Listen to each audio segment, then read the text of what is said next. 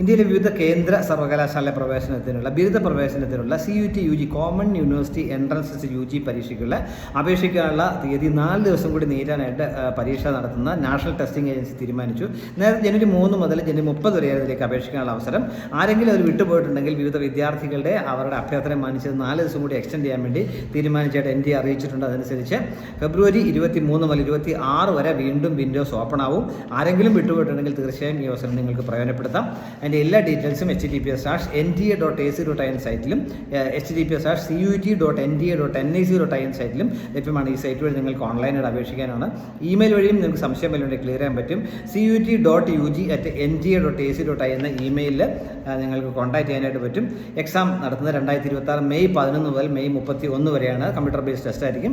അത് തീയതിയൊന്നും മാറ്റമില്ല. അപേക്ഷിക്കാൻ വിട്ടുപോയിട്ടുണ്ടെങ്കിൽ അവർക്ക് അപേക്ഷിക്കാൻ അവസരം കൂടി തരികയാണ്. 4 ദിവസം കൂടി ലഭിക്കും. ഫെബ്രുവരി 26 മുമ്പ് അപേക്ഷിക്കുക. Thank you.